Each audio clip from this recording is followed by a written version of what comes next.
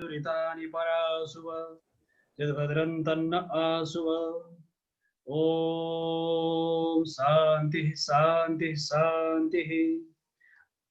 Online सत्सङ्ग आफैमा पनि यो अनौठो र अलौकिक र दिव्य लाग्छ मलाई कि यो यस्ता समय पनि हामीले यस्तो समयको पनि हामीले सामना गर्नुपर्छ भनेर यो एउटा महत्त्वपूर्ण पक्ष।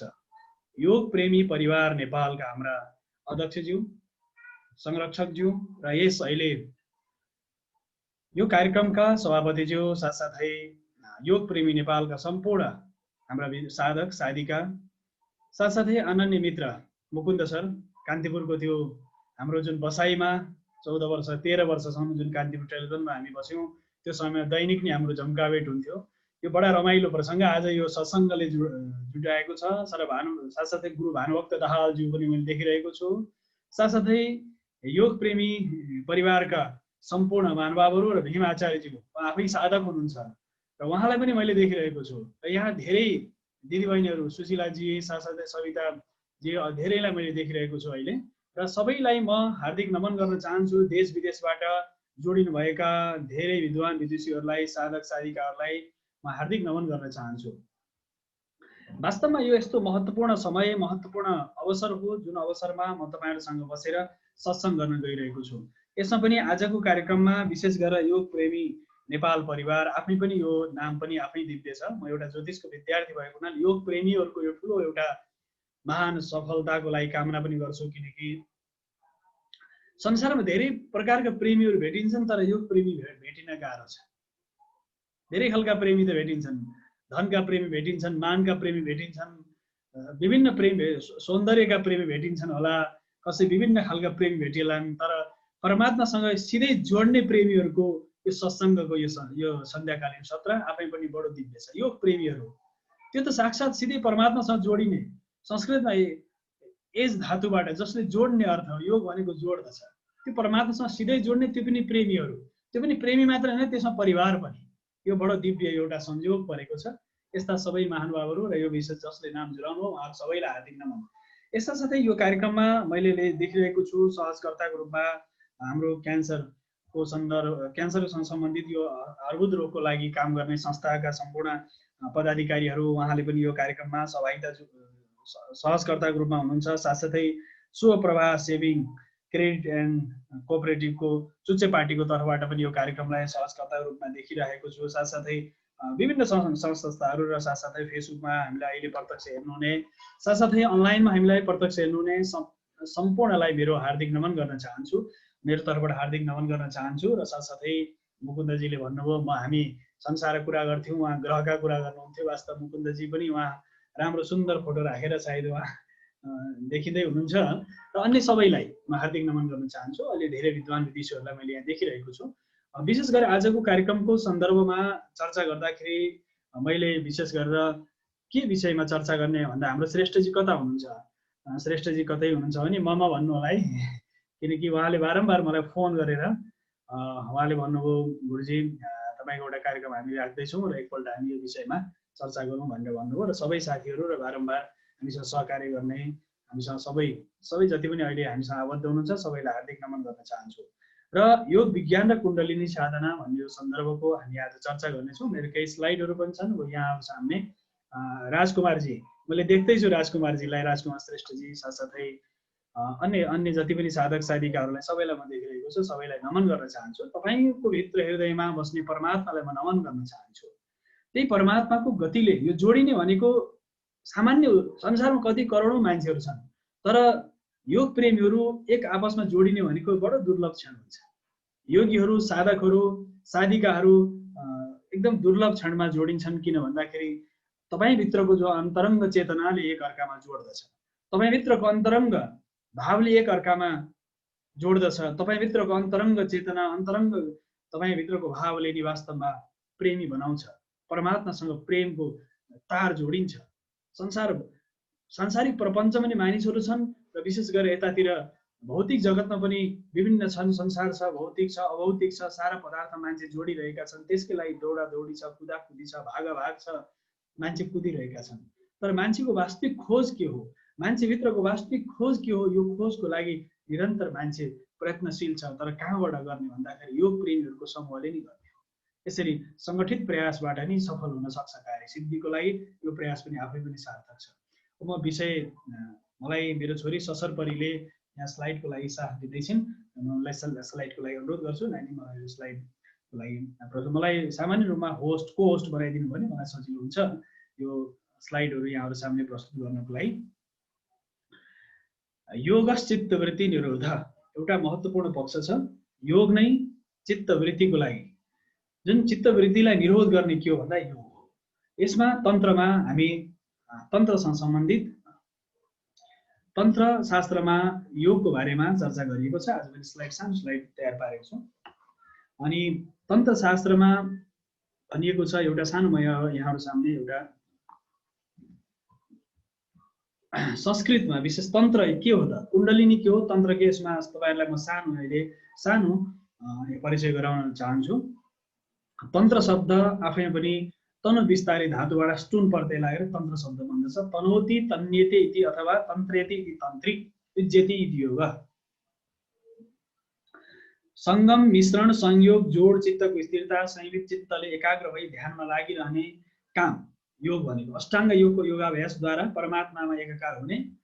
तनुते त्रायते यस्मात् तस्मात् तन्त्रम निगद्यते भन्दै यसरी भनिएको छ। योग भन्नाले योग के हो त आखिर?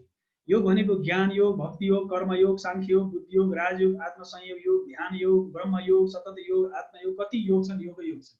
समत्व योग र तन्त्र योग गरेर यसरी भनिएको छ। योगका धेरै योग, राजयोग छ, विभिन्न योगहरू छन्। योगका पनि विभिन्न आयामहरू छन्। याज्ञवल्क्य ऋषिका अनुसार योगहरूको बारे परमात्मासँग जुन जीवात्मा संयुक्त हुन्छ, जीवात्मा र परमात्मा एक अर्कामा संयुक्त हुन्छ, त्यसलाई के भनिन्छ भने त्यसलाई योग भनिन्छ। जब यो जीवात्मा धरतीमा छ, त्यो परमात्मासँग जब जोडिन्छ त्यसलाई हामी योग भन्दछौँ। योगका बहुआयामी पक्षहरू छन्। किनकि म कुण्डलिनी साधनाको सन्दर्भमा चर्चा गर्नेछु। विशेष गरेर सबभन्दा पहिले योगीमा हुने केही मूलभूत लक्षणहरू आवश्यक हुन्छ। अष्टाङ्गिक मार्ग भनिन्छ। एम नियम आसन प्राणायाम प्रत्याहार धारणा ध्यान समाधि अष्टाङ्ग योग। योगश्चित्तवृत्ति निरोध सुरुकै पहिलो सूत्र छ। धर्मशास्त्रको पहिलो सूत्र हो अथ धर्मानुशासनम्। अथ धर्मानुशासनम् पहिलो सूत्र हो भने साथसाथै यता योगिक क्रियामा अनि योगश्चित्तवृत्ति निरोध भनेर यसरी सुरु हुन्छ। योग नै चित्तको वृत्ति। चित्तको वृत्ति कसरी उत्पन्न हुन्छ भन्दा चित्तमा के उत्पन्न हुन्छ भन्दाखेरि यो मार्गहरूमा चित्तमा उत्पन्न भनेको हिंसा पनि उत्पन्न हुन्छ, अहिंसा पनि चित्तमा आउँछ। सत्य असत्य, ब्रह्मचर्य र ब्रह्मचर्यबाट पलायन, अथवा यी नैतिक अनैतिक, संस्कार कुसंस्कार, शुभ अशुभ, सारा कुरा तपाईको मनमा, तपाईको मस्तिष्कमा, तपाईको कर्ममा त्यो निरन्तर गतिशील हुन्छ। यी भावहरूलाई तपाईले संयमको माध्यमबाट अगाडि बढ्नु हो भने तपाईको स्थिति सहज हुन्छ। मानिसको मनभित्र नि, मानिसको चेतनाभित्र नि, जसरी मानिसको संकल्प विकल्पभित्र नि शुभ र अशुभ दुईटै सँगै कुदिरहेका हुन्छन्। मानिसभित्र शुभ भाव पनि हुन्छ, अशुभ भाव पनि हुन्छ। तर तपाईँ जब योगी हुनुहुन्छ, योग प्रेमी हुनुहुन्छ भने तपाईभित्र शुभ भाव तपाईको बढ्दै जान्छ, अशुभ भाव मेटिँदै जान्छ। त्यो द्वन्द्व चलिरहेको छ। जसरी महाभारतको युद्ध होस् या अथवा त्यहाँ पनि भगवान कृष्ण र अर्जुनको आपसी जुन संवाद छ, त्यो संवादमा हुने द्वन्द्व पनि धर्म क्षेत्र र कुरुक्षेत्रमा हुने जुन द्वन्द्व छ, एक आपसमा असहजता छ, विस्मात छ, त्यस्तै मानिसको जीवनमा पनि धर्म क्षेत्र र कर्म क्षेत्रमा आपसी द्वन्द्व चलिरहेको हुन्छ।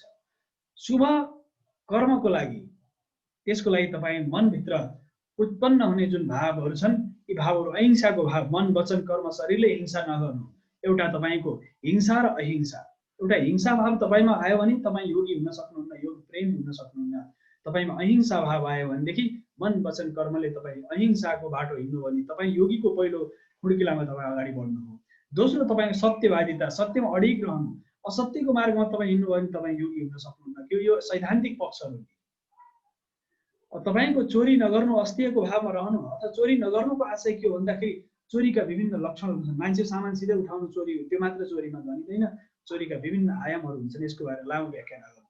कसैको इच्छा विरुद्ध कुनै पनि सामानहरू लिनु मात्र चोरी होइन, उनीहरूको ज्ञान प्रज्ञा चेतनालाई पनि विशेष गरेर कुनै दखल पुर्याउनु पनि चोरी हुन सक्छ। तसर्थ एउटा पक्ष ब्रह्मचर्य, आफ्नो निष्ठामा रहनु, अडिग रहनु, निष्ठा अपरिग्रहको भावमा निरन्तर रहनु, अनैतिक धन सङ्ग्रहमा लिप्त कहिले पनि नहुनु, क्षमाभाव, क्षमाशील रहनु, धृति धारण गर्न सक्ने शक्ति हुनु, धारणत धर्म इत्याहु, धर्मो धारयते प्रजा भन्नु, धारणत धर्म इत्याहु, केलाई धारण गर्ने भन्दा यी विषयहरूलाई धारण गर्ने। केलाई धारण गर्नु? सत्यलाई, अहिंसालाई, प्रेमलाई, ब्रह्मचर्य, अपरिग्रहलाई, क्षमालाई, धृतिलाई, दयालाई, आर्जवलाई, शौचलाई, इन्द्रिय निग्रह आदि गरेका भावहरूलाई के गर्ने? धारण गर्ने।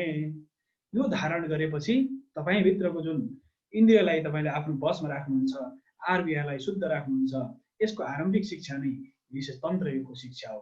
कुण्डलिनी साधनाको योग हो। चाहे तपाईँ पतञ्जलि ऋषिको परम्पराबाट आउनुहोस्, चाहे तन्त्र योगको साधनाबाट तपाईँ आउनुहोस्, चाहे कुण्डलिनी साधनाको भावबाट आउनुहोस्, तपाईँको मनभित्र आउने यो जागरण छ, यी भावबाट तपाईँ अगाडि बढ्नुपर्छ। ऋग्वेद संसारको सबैभन्दा प्राचीन ग्रन्थ हो। यसमा श्रुति परम्परा अनुसार यसको लामो इतिहास छ। ऋग्वेदको काल असाध्य लामो, हजारौँ हजार वर्ष हुन्छ। महर्षि दयानन्द सरस्वतीले विशेष गरेर 1 लाख वर्ष लामो भन्नुभयो। यसमा मानिसभित्रका जुन चेतनाका केन्द्रहरू छन्, यो केन्द्रबारे म अलि पछि केही समय चर्चा गर्नेछु। तन्त्रको बारेमा विशेष गरी कुण्डलिनी शक्तिको बारेमा उपनिषदमा, कठोपनिषदमा, ईशावास्योपनिषदमा, माण्डुक्य उपनिषदमा, यामल तन्त्रमा, देवी भागवतमा, लिङ्ग पुराणमा, अग्नि पुराणमा, भागवत पुराणमा आदि विभिन्न पुराणहरूमा योगको बारेमा चर्चा गरिएको छ। योगका हठ योग छ, विशेष गरेर गोरखनाथको परम्पराको योग पनि आफैमा दिव्य छ। पतञ्जलि ऋषिको परम्पराको योग आफै पनि दिव्य छ। योगका विभिन्न ऋषिहरूले यस विषयमा चर्चा गर्नुभएको छ। तसर्थ जसमा मानिसको शरीरभित्र रहने जुन अवस्था छ, त्यो अवस्थाको जुन ऊर्जाको केन्द्रहरू छन्, शरीरभित्र ऊर्जाका केन्द्रहरू 112वटा ऊर्जाका केन्द्रहरू छन्, त्यो चेतनाका केन्द्रहरू छन्। र शरीरभित्र 112वटा चक्रहरू छन्। सामान्य रूपमा देखिँदा तपाईँ सब विशेष गरेर षट चक्र र नवद्वारले भनेको शरीर भन्नुहुन्छ। जब हामी तन्त्रमा जान्छौँ, शरीरभित्र 112वटा चक्रहरू हुन्छन्, 112वटा केन्द्रहरू हुन्छन् चेतनाका। 2वटा चक्र दाहिने र बायाँ गरेर 114वटा चक्रहरू हुन्छन्। त्यो चक्रको अवस्था भनेको देखिँदैन, ती भाव चक्रहरू हुन्छन्। तर कुण्डलिनी मूलाधार चक्रदेखि सहस्रदलसम्मको चाहिँ निश्चित ठाउँहरू निश्चित छन्। यी ठाउँहरू हृदय चक्रलाई पनि 7औं चक्र मानिएको छ। यसरी ब्रह्माण्डको सारा गतिलाई बुझ्नको लागि आफूभित्रको विज्ञान जब हामीले बुझ्छौँ, अनि संसारको बाहिरी विज्ञानलाई बुझ्न सक्छौँ। प्रकाशको गति 1,85,000 प्रति सेकेन्डको स्थितिमा हुन्छ भने तपाईँभित्रको जुन कुण्डलिनी शक्ति छ, त्यो 3,45,000 माइल प्रति सेकेन्डको स्पिडमा अगाडि बढ्छ। तपाईँभित्रको जुन शक्ति छ, जुन करेन्ट छ, जुन ऊर्जा छ, प्रकाशको गतिभन्दा लगभग 2 गुणा 2.5-3 गुणा धेरै चाहिँ तपाईँभित्रको कुण्डलिनी शक्ति त्यति तीव्रतर रूपमा तपाईँभित्र जागृत हुन्छ। र मानिसभित्र विभिन्न प्रकारका इच्छाहरू उत्पन्न हुनु, यी सारा अवस्थाहरू उत्पन्न हुनु भनेको ती चक्रहरू 112वटा चक्रहरू छन्। ती 112वटा चक्रहरूमा मूर्छा, अविश्वास, क्रूरता आदि गरेका भावहरू, तपाईँभित्र जुन भाव उत्पन्न हुन्छ, ती भावहरू नै ती चक्रहरूको चेतनाका केन्द्रहरूमा निश्चित हुन्छन्। ती तपाईँभित्र क्रूरता छ, तपाईँभित्र लोभ छ, घृणा छ, भय छ, सारा कुराहरू तपाईँको आधार जुन छ मूलाधार चक्रमा तपाईँको 4वटा भावहरू हुन्छन्। त्यसमा लाज, ईर्ष्या, लोभ, घृणा, भय जस्ता प्रवृत्तिहरू मणिपुर चक्रमा रहन्छन्। यसरी तलबाट हामी चक्र बिस्तारै मूलाधार चक्रमा मूर्छा, अविश्वास, क्रूरता, प्रवृत्ति जस्ता रहन्छ स्थितिहरू रहन्छन्। मूलाधार चक्रबाट हामी जब माथि उठ्दै जान्छौँ, यसरी चक्रहरूको मूलाधार चक्र आउँछ, त्यसपछि अर्को चक्र, यसरी चक्रहरूको माथि हामी बढ्दै जाँदाखेरि यी भावहरू तपाईँभित्र बढ्दै बढ्दै जान्छन्। र साथसाथै मणिपुर चक्रलाई बडो महत्त्वपूर्ण चक्र मानिन्छ, जहाँ मानिसको प्राणको गति मूलाधार चक्रदेखि उठ्ने क्रममा त्यो जुन अवस्था हुन्छ, त्यो चक्रको साधना गर्दा, तन्त्रको साधना गर्दा अथवा तपाईँ कुण्डलिनी साधना गर्दा मूलाधार चक्रको जागरणबाट बिस्तारै तपाईँ माथि आउनुहुन्छ। आउने क्रममा तपाईँ स्वाधिष्ठान चक्र हुँदै माथि आएपछि मणिपुर चक्रको अवस्थाबाट जब माथि बढ्न थाल्नुहुन्छ, त अनेकौं अवस्थाहरू तपाईँमा आउँछन्। जबसम्म तपाईँ हृदय चक्र अथवा विशुद्धि चक्र अथवा तपाईँको सहस्रदलसम्म, आज्ञा चक्रभन्दा माथि सहस्रदलसम्मको तपाईँले जब यात्रा गर्नुहुन्छ, त्यो आँखा बन्द गरेर गरे नि यात्रा, त्यो बाहिरी जगतभन्दा अलौकिक दिव्य छ। त्यो तपाईँको अन्तर्याग भनिन्छ। यसलाई एउटा बाहिर गर्ने कर्मकाण्डलाई बाह्य याग भनिन्छ। यज्ञ गर्नु, हवन गर्नु, पूजा गर्नु, देवताको मन्दिर जानु, यी बाहिरी यज्ञहरू, बहिर्यागहरू हुन्। बाहिरी जरिन कर्महरू, प्रवृत्तिहरू जे छन्, मानिसको स्वभावजन्य प्रवृत्ति, त्यो पनि बहिर्यागमा पर्छन्, यज्ञमा पर्छन्। अनि भित्री यज्ञ आफैभित्रको चेतनालाई, आफैभित्रको प्रज्ञालाई, आफैभित्रको अवस्थालाई बुझ्नु नि बाहिरी यज्ञ हो। बाहिरी अवस्थाबाट तपाईँको जुन अवस्थित छ, तपाईँभित्रको जुन अवस्था छ, त्यो अवस्थाबाट तपाईँ बिस्तारै बिस्तारै माथि उठ्नु। तपाईँको विशेष गरी चक्रहरूले तपाईँको बोध, तपाईँभित्रको चेतनालाई, चक्रहरूको चेतनाको केन्द्र भनेको तपाईको चेतनाको जुन मूल केन्द्र छ त्यो मूलाधार चक्र स्वाधिष्ठान चक्रहरू चेतनाका केन्द्रहरू हुन्। त्यहाँ देखिँदैन जसरी बम सम जसरी 4 वटा अक्षर हुन्छन् लम बीज र गन्ध तन्मात्राको जुन अवस्था छ यो गन्ध तन्मात्राको जुन अवस्थामा तपाईँ जुन स्थिति जान्छ त्यहाँ वर्णहरू ध्वनिहरूको अवस्था त्यहाँ देखिन्छ। तर त्यहाँ कमलको फुल पनि हुँदैन, त्यहाँ केही पनि स्थिति हुँदैन, भौतिक केही पनि देखिन्न। त्यहाँ तपाईँ फिजियोलोजीबाट हेर्नु हो भने त्यहाँ केही पनि देखिँदैन। तर त्यो चेतनाको केन्द्र मूलाधार चक्र उपस्थ मूलदेखि 4 अङ्गुल माथिलाई त्यो विशेष गरेर मूलाधार चक्र भनिन्छ। त्यो चक्र यति ज्योतिर्मय शिवलिङ्गको जस्तो छ, 3.5 फन्का बेरिएर बसेको जुन कुण्डलिनी शक्ति छ त्यो कुण्डलिनी शक्ति त्यही बस्छ। कहाँ भन्दा मूलाधार चक्रमा। हामीलाई प्रजनन प्रक्रिया काम वासना उत्पन्न भयो, तपाईँ प्रजनन प्रक्रियालाई पुरुष स्त्रीको समागमको भाव उत्पन्न हुनु, काम उत्पन्न हुनु, प्रजनन प्रक्रिया सन्तान प्राप्तिको लागि कुनै पनि अवस्थाहरूमा तपाईँभित्र जागृत हुनु, केही गर्ने प्रतिस्पर्धाको भाव उत्पन्न हुनु भनेको मूलाधार चक्र तपाईँ सक्रिय छ भन्ने।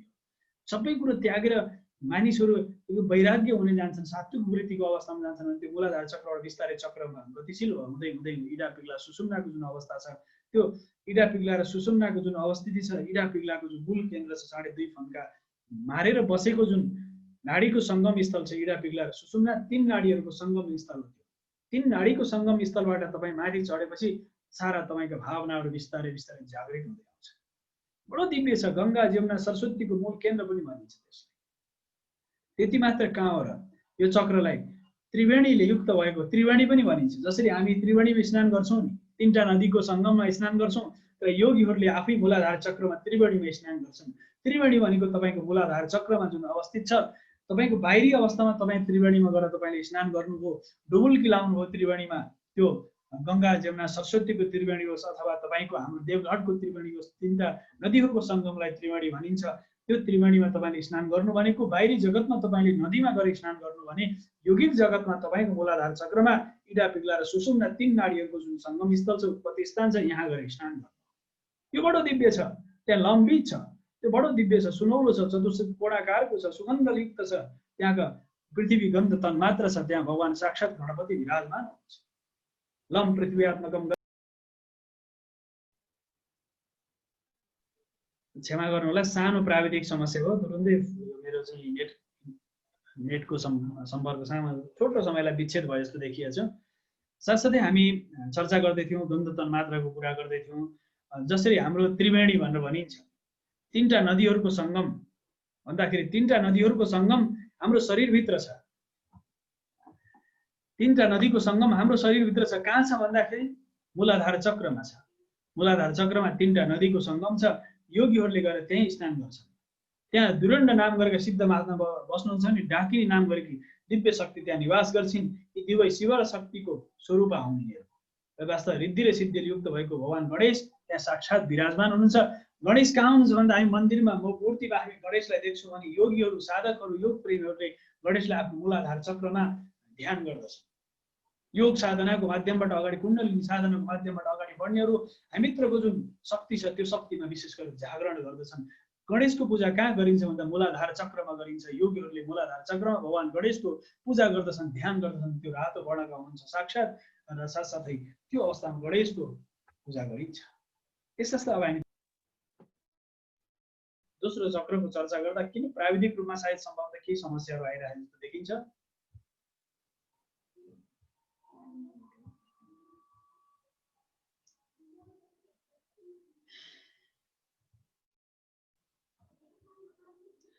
भानु सर सुनिया छ? भीम सर, भीम गुरु सुनिया छ? हजुर सुनिएको छ सर। अहिले त्यही त अलि सुनिएको छ, अपडेट डाउन भइरहेछ नेट। हजुर अहिले सुनिया छ गुरु? हजुर सुनिएको छ सर। हजुर, हामी दोस्रो चक्रमा हामी चर्चा गर्छौँ। मूलाधार चक्रको हामीले चर्चा गऱ्यौँ। त्यो मूलाधार चक्र भन्दा 6 अङ्गुल माथि हाम्रो जुन पुरुष या स्त्रीको लिङ्गमूलको अवस्था हुन्छ, जहाँ महिलाहरूको जहाँ प्रजनन प्रक्रिया नेपाली परम्परा भन्दा पाठकहरूको पछाडिपट्टि र पुरुषहरूको विशेष गरेर लिङ्गमूलको जुन अवस्था हुन्छ त्यहाँ जनेन्द्रियको पछाडिपट्टिको भाव हुन्छ। त्यहाँ भावमा 6 दल युक्त भएको, साथसाथै बम भम मङ यङ रङ लङ अक्षर र त्यहाँ मूर्छा, अवज्ञा, प्रश्रय, अविश्वास, सर्वनाश, क्रूरता जस्ता भावहरू रहन्छन्। त्यहाँ 6 वटा वृत्ति भएको अवस्था बम बीज हो त्यहाँ स्वादिष्ठान चक्रमा। यो वरुण पनि भन्छ, जस्तै पृथ्वी तत्त्व वरुण बीज भनेर भनिन्छ। जल तत्त्व, पृथ्वी पछि जल, हेर्नुहोस् कस्तो दिव्य छ। पृथ्वी जल तेज वायु आकाश, यो तत्त्वहरू माथि उठ्दै उठ्दै उठ्दै आउँछ। त्यहाँ अर्धकार चन्द्रमा भगवान साक्षात् स्वादिष्ठान चक्र, त्यहाँ चक्रको भाव छ। त्यहाँ ज्ञानेन्द्रिय कर्मेन्द्रियलाई बस गर्ने, जसले यो निरन्तर साधना गर्छ उसको शरीरभित्रको जुन रसको अवस्था छ, सुख शान्ति समृद्धि प्राप्तिको लागि ज्ञानेन्द्रिय र कर्मेन्द्रियलाई बस गर्नलाई सहयोग पुर्याउँछिन्। अपान वायुको यो निवास स्थान भनेर मानिन्छ। भूर्लेखका देवता ग्रहहरूमा बुध र चन्द्रमाको स्थान भनेर मानिन्छ। हाम्रो शरीरभित्र नै ग्रह मण्डल पनि छ, यो बडो दिव्य छ।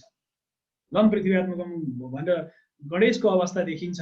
मूलाधार छ, पृथ्वी गन्ध तन्मात्राको अवस्था, दोस्रो स्वादिष्ठान। यसरी चक्रको जुन भेदन छ, चक्र चालन छ, चक्रको ध्यान छ। हाम्रो शरीरभित्र बिस्तारै बिस्तारै चक्रहरूको अवस्थाहरू देखिन्छ। हामीभित्र, हाम्रो शरीरभित्र रहन्छ। त्यहाँ भूर्लेखका देवताहरू बस्छन्। यसरी तेस्रो चक्र छ, तपाईँ मूलाधार चक्रबाट तेस्रो चक्र छ, त्यहाँ विषय मणिपुर चक्र भनिन्छ। त्यो नाभि केन्द्र जुन हाम्रो नाभि छ, नाइट्रो छ, नाइट्रोको ठिक पछाडिपट्टि के हुन्छ, मणिपुर चक्र छ। त्यो चेतनाको केन्द्र हो मणिपुर चक्र। त्यो साक्षात् रम बीज भनेर भनिन्छ। रम बीज आफ्नै शक्तिको अत्यन्त महत्त्वपूर्ण अवस्था मानिन्छ, जहाँभित्र 10वटा पद्मदलले युक्त भएको र साथसाथै यसमा डङ ढङ अणङ तङ थङ दङ धङ नङ पङ फम बम पम फम, यी 10वटा अक्षरहरू त्यहाँ छन्। त्यसमा तपाईँको मणिपुर चक्रमा के वास गर्छ भने लज्जा, निन्दा, ईर्ष्या, सुसुप्ति, विषाद, कसाय, असजिलोपन, तृष्णा, मोह, घृणा, भय, यी 10 वृत्तिहरूको त्यहाँ बाहिरपट्टि के छ, त्यो चक्रको बाहिरपट्टि त्यो बसेको छ।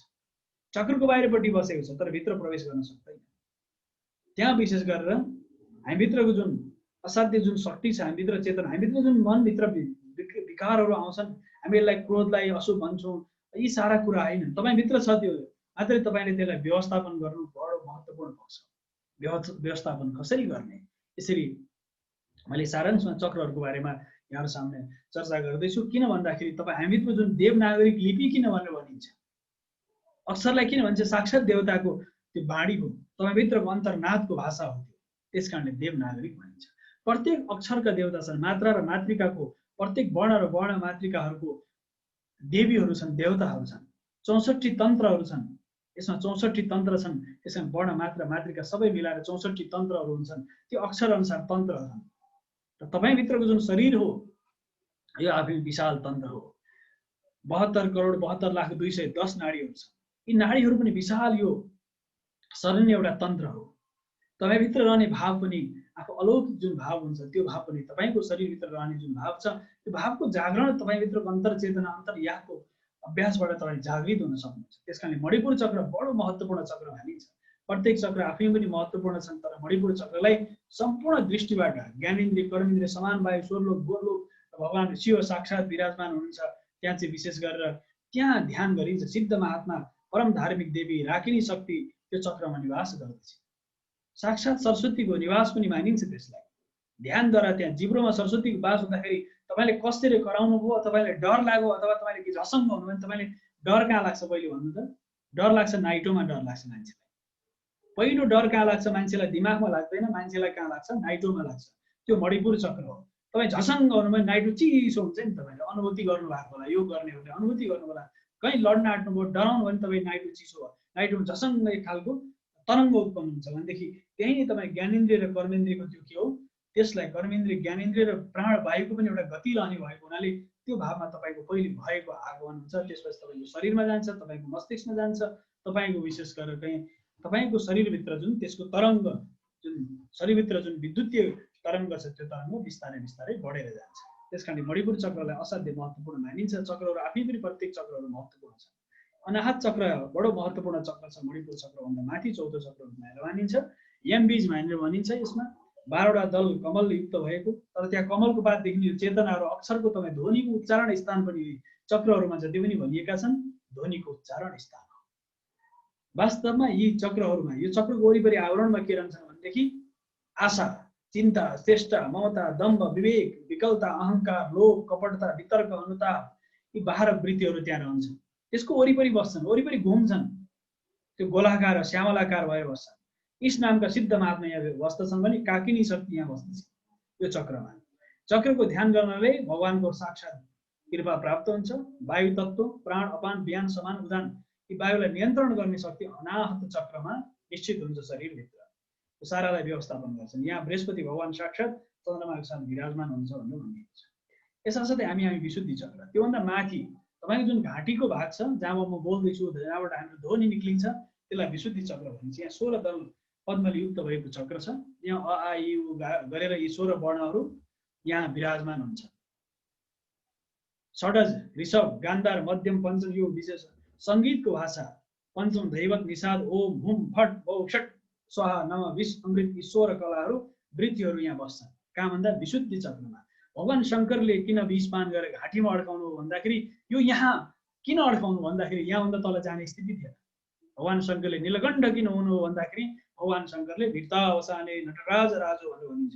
भगवान शङ्करले जुन डमरू बजाउनु हो, डमरू बज्दाखेरि जो वर्णहरू निक्ले, यी वर्णहरूले आफ्नो आफ्नो स्थान पाए मूलाधार चक्रदेखि सारा। किनकि भगवान शङ्करले भगवती पार्वतीलाई भनेको सन्दर्भ हो। भगवान शिवले पार्वतीलाई भन्नुहुन्छ संवादबाट। सारा हाम्रो शास्त्र संवादमा छ। शिवले सोध्नुहुन्छ पार्वतीलाई, माता महामाया परम्बा राजराजेश्वरीलाई सोध्नुहुन्छ, पार्वतीले शिवलाई सोध्नुहुन्छ। मात्र यहाँ शक्ति र शिवको संवाद छ। सारा तन्त्र 64 तन्त्रमा तपाईँ भैरव र भैरवीको वार्ता छ। भैरव र भैरवीको संवाद छ। शिव र पार्वतीको संवाद छ। भगवान विष्णु र नारायणको संवाद, भगवान विष्णु र लक्ष्मीको संवाद छ। शिव र शिवाको संवाद छ। भैरव र भैरवीको संवाद छ। हेर्नु सारा संवाद। किनकि सारा शास्त्रहरू पनि देवताले भन्छन्, राजाले भन्छन्, गुरुले भन्नुहुन्छ, आचार्यले भन्नुहुन्छ, सारा कुराहरू सारा हाम्रो सारा 18 पुराण, उपपुराण, वेद सारा के छ भने राजा, देवता, गुरु, पुरोहित सबैको संवाद नै छ। किनकि हामी संवाद प्रिय छौँ। त्यस कारणले त हामीलाई योग प्रेमी परिवारले यो संवाद गरिरहेको छ हैन त। योग प्रेमी परिवारले एक आपसमा संवाद गरेर विशेष गरेर हामी जागिरहेका छौँ। संवाद त हो नि यो, होइन र? यो संवाद हो। किनकि तपाईँहरूले भन्दै हुनुहुन्छ, म सुन्दैछु, मैले भन्छु, तपाईँले सुन्नुहुन्छ, हृदयको भाषा बोलिँदैछ। किन योग भनेको हृदयको भाषा हो, प्रेमको भाषा, आत्मीयताको भाषा हो, करुणाको भाषा हो। त्यति मात्र कहाँ हो र? यो यस्तो दिव्य भाषा हो। यो जन्म त सुध्रिन्छ, परजन्म पनि सुध्रिने ज्ञान हो। यो लोक त सुध्रिन्छ, परलोक पनि सुध्रिने ज्ञान हो। योग प्रेमको भाव भनेको सामान्य होइन। तसर्थ हामीभित्रको जुन अवस्था छ, यहाँ साक्षात् भगवान शिव, पशुपतिनाथ, अघोर, सद्योजात, वामदेव, तत्पुरुष, ईशान, रुद्र भगवान हाम्रो घाँटीमा जुन कण्ठमा विराजमान हुनुहुन्छ। त्यसकारण भगवान शिवले विषपान गर्नुभयो, घाँटीमा अड्काइदिनु भयो। किनकि साक्षात् शिवको निवास स्थान त्यहाँ जाने कुरै। प्राण शक्ति पनि हाम्रो यही हुन्छ। ईशान, रुद्र, प्राण शक्ति, सन्त प्रवृत्तिको स्वभाव। यो चक्रको ध्यान गर्नाले मान्छेमा त्रिकालदर्शी, भूत, भविष्य, वर्तमान हेर्न सक्ने सामर्थ्य, चिरञ्जीवी, महाज्ञानी, शान्त चित्त भएको, आरोग्य, शोक रहित, दीर्घायु र कवित्व भाव प्राप्त हुन्छ। यो चक्रको ध्यान मात्र गर्नलाई साधना कुरा धेरै टाढा छ। मात्र विशुद्धि चक्रमा तपाईँले आँखा बन्द गरेर ध्यान गर्नाले पनि के हुन्छ, तपाईँभित्र त्यो अलौकिक दिव्य हावा तेजको जागरण हुन्छ। यसका साथसाथै अर्को महत्त्वपूर्ण पक्ष छ।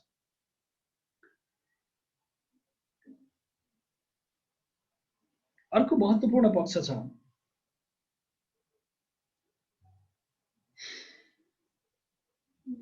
साधनाको क्रम। साधनाको क्रम असाध्य महत्त्वपूर्ण दिव्य छ। असाध्य दिव्य मानिन्छ। यो यस्तो दिव्य छ साधनाको क्रम। हामीभित्रको अलौकिक दिव्यता, हामीभित्रको अलौकिक भावलाई हामीले जागरणको अवस्थामा ल्याउनुपर्छ। त्यो विशुद्धि चक्रको जागरणबाट हामी सम्भव छ। यस साथसाथै आज्ञा चक्र, तपाईँको यो जुन आज्ञा चक्र छ, यहाँ दुईतिर दायाँ र बायाँ दुईटा जुन अवस्था छ, दायाँपट्टि हङबीज र देब्रेपट्टि छङबीज र बिचको जुन यो अवस्था छ, यहाँ यो तिलक लगाए जस्तो ओम देखिन्छ। यहाँ तपाईँ आमा दिदी पनि जुन तिलक लाउनुहुन्छ, त्यो तिलक लाउने अवस्थामा तपाईँ आज्ञा चक्र छ, त्यहाँ तपाईँ सारा गुरुको स्थान भनेर मानिन्छ। नाद सम्पूर्ण तीर्थहरूको स्थान मानिन्छ। नाद बिन्दु, नाद शक्ति, कला, सारा ज्योतिर्मय ब्रह्मको अवस्था यही भित्र छ। गुरुको स्थिति पनि यही हो। हामी देवतालाई, गुरुलाई किन यहाँ यसै ढोक्छौँ भन्दाखेरि ढोक्नुको आशय के भन्दाखेरि त्यहाँ गुरुको स्थान छ। त्यसकारण गुरुको स्थान हामी ढोक्छौँ। यो यस्तो महत्त्वपूर्ण दिव्यताको भाव छ। त्यसपछि माथि आउँछ सहस्त्रदल। मैले लामो व्याख्या गरेको समय धेरै भइसकेको हुनाले माथि सहस्त्रदलको अवस्था छ। त्यो सहस्त्रदलमा सारा 1000 मात्रा मातृका वर्णहरू छन्। त्यसका साथ सहस्त्रदलमा त्यो यहाँ गएर इरा पिग्ला सुषुम्ना, यहाँ गएर बिस्तारै यो एकत्रित हुन्छ। इरा पिग्ला सुषुम्ना, रुद्रमती, विष्णुमती र बागमती 3टा नदीहरू भनेछ। तन्त्रमा, शैव तन्त्रमा भनिएको छ। यो वास्तव यहाँ को मिल्दछ भन्दा इरा पिग्ला सुषुम्नाहरू तपाईँ गरेर त्यो मिल्दछ। सहस्त्रदल चक्रमा विशेष गरेर सुषुम्ना नाडीहरूले एउटा एउटा सुषुम्ना मात्र जान्छ। इरा पिग्लालाई तपाईँको आज्ञा चक्रमै समाप्त हुन्छ र माथि सुषुम्ना मात्रै माथि उठ्छ। त्यो नि एकदम अलौकिक दिव्यताको आवाज हुन्छ। मानिस मोक्ष प्राप्त गर्छ। त्यसपछि हाम्रो जुन शिरको भाग छ, यहाँबाट ब्रह्माण्डमा तपाईँको शरीर जान्छ र मोक्षको अनुभूति गर्न सकिन्छ। यो भाव छ। तसर्थ यो सामान्य स्थिति होइन। साधनाको यो क्रममा 10 महाविद्याको ज्ञान पनि यही हो। साधनाको जुन अलौकिक अवस्था छ त्यो पनि यही हो। तसर्थ हामीले फेरि पनि जाग्नु परेको छ। आफूभित्रको अलौकिक दिव्यता र तेजलाई बुझ्नु परेको छ। हामी आउनुहोस्, हामी फेरि पनि जागौँ, आफूभित्रको योगलाई जगाउँ, अनि मात्र हामी जाग्न सक्छौँ। हाम्रो निरन्तर साधना चाहिन्छ। यो चक्रको त्रिवेणीलाई हामीले मूलाधार चक्रदेखि ध्यान मात्र गर्नाले, सम्झिनाले मात्रले पनि सम्पूर्ण मनका सारा विकारहरू समाप्त भएर जान्छ। मात्रै ध्यान गर्नाले पनि सारा विकारहरू मेटिएर जान्छ। तसर्थ यो चक्रहरूको साधना गरौँ र कुण्डलिनी साधना, योग साधना यो असाध्यै महत्त्वपूर्ण साधना मानिन्छ। अस्तु, अरू केही प्रश्नहरू छन् भने फेरि हामी यो विषयमा फेरि विषयमा हामी चर्चा गर्नेछौँ। भीम गुरु केही छ भने फेरि प्रश्नोत्तरमा हामी जाउँ, किन एकतर्फी लामो व्याख्या मात्रै पनि गाह्रो हुन्छ। सामान्य चक्रको मैले परिचय गराएँ। केही व्याख्याहरू छ भने, केही जिज्ञासा छ भने यहाँहरूले राख्न सक्नुहुन्छ। हस्, आदरणीय व्यक्तित्वहरू, जिज्ञासा केही भएदेखि हात उठाइदिनु होला।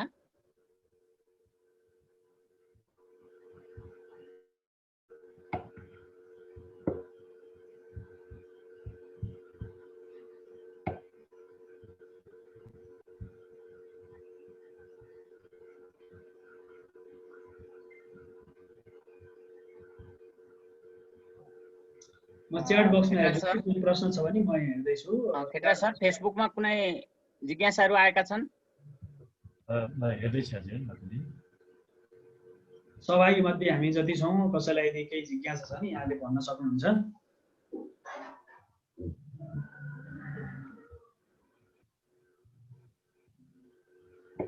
कसैले ह्यान्ड रेज गर्नुभएको छ कि एक्चुअली हेर्दैछु।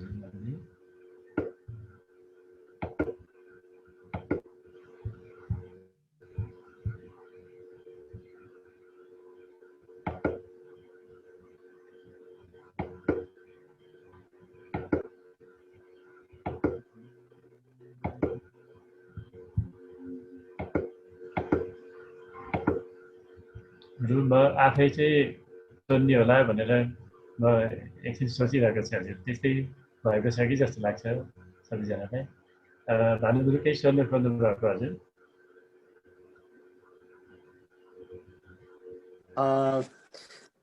शास्त्रीज्यू नमस्कार। धेरै पछि आज भेट हुन पायो, एकदम खुसी लागेको छ। मैले सानो एउटा जिज्ञासा सबैलाई पनि, अरूलाई पनि यसले काम गरोस् भन्ने, अरूको मनमा पनि होला भन्ने लाग्छ। यो कुण्डलिनीको कुरा त हामीले गऱ्यौँ। यो कुण्डलिनी जागरणको लागि चाहिँ कस्ता खालका विधिहरू बढी प्रभावकारी हुन सक्छन् भन्ने विषयमा थोरै केही जानकारी गराइदिनु भयो भने सजिलो हुन्थ्यो साधना गर्नेहरूको लागि भन्ने लाग्छ। धन्यवाद आचार्य भानुभक्त दाहालज्यू। विशेष गरेर आफै साधक हुनुहुन्छ।